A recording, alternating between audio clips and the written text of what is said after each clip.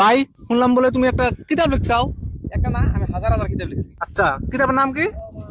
পক্কি ভাঙ্গার গর্জন। আচ্ছা, এই কিতাবের ভিতরে কি কি লিখছো? একটা শায়রি টাইরি বা কিবা একটা কওছে? দেখো, আমার একটা করে কিতাবের যেটা একটা শায়রি লিখছি আমি, আচ্ছা এটা কিন্তু অ্যাকচুয়ালি তুমি কোটি টাকা দেবে না। আচ্ছা আচ্ছা। আমি সামান্য প্রাইস রাখছি কত করে? 1000 টাকা মাত্র? মাত্র 1000 টাকা। আর আমি একটা প্রবাসী নিয়ে একটা লিখুন, কিতাব লিখুন প্রবাসীদের নিয়ে। আচ্ছা আচ্ছা। ওটার কিতাবের দাম হবো 1.5 কোটি টাকা। কেউ কিনুক চায় না কিনুক। আচ্ছা, তুমি এখন এই কিতাবের একটা ডায়লগ বলো।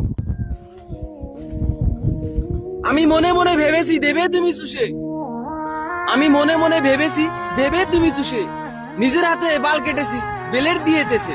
ও ভাই, 10টা কিতাব কত বলবো? সরি গাইস, আরো আছে, বলো। আমি মনে মনে ভেবেছি দেবে তুমি চুষে, আমি মনে মনে ভেবেছি দেবে তুমি চুষে, নিজের হাতে বাল কেটেছি বেলের দিয়ে চেছে, আমি ছিলাম তোমার আশায় তুমি কার দিলে চুষে। ও ভাই, কি বাংলার গর্জন জলদি আসতেছে।